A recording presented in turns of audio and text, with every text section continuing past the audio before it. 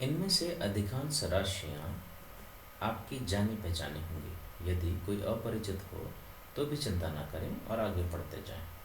इन 7 मूल राशियों के अतिरिक्त कोण तथा घन कोण सॉलिड एंगल को पूरक राशियों के रूप में मान्यता दी गई थी।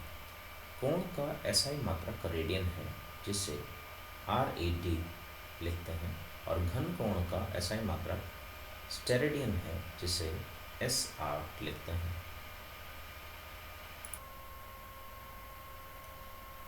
परंतु 1995 में हुई बैठक में BIPM से पूरक मात्रकों की श्रेणी को हटाने का निर्णय लिया गया।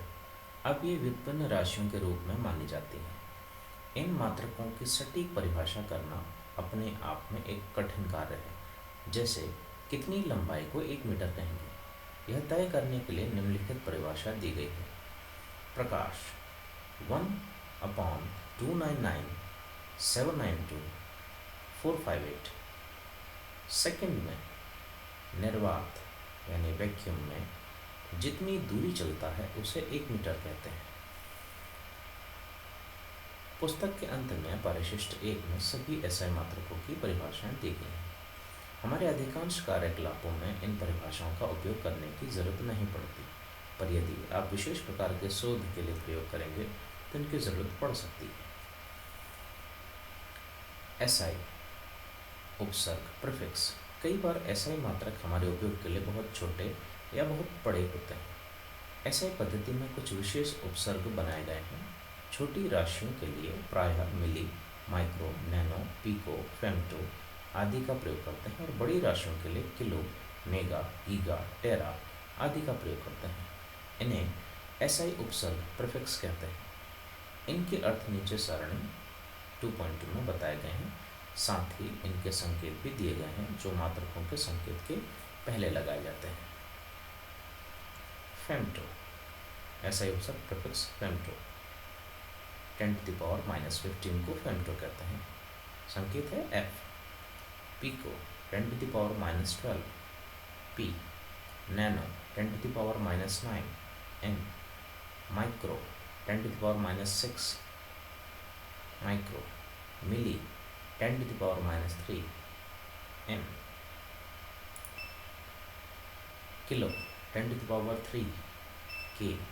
Mega 10⁻⁶ M। Giga 10⁻⁹ G। Tera 10⁻12 T। मान लें दीवार पर लगे बल्ब से आपकी किताब तक की दूरी 2.4 मीटर है। 1 सेकंड में प्रकाश 3 × 10⁸ मीटर चलता है, तो प्रकाश को बल्ब से चलकर किताब तक पहुंचने में कितना समय लगेगा? तो इसको हल करके देखते हैं। तो 3 × 10⁸ मीटर चलने में समय लगता है 1 सेकंड।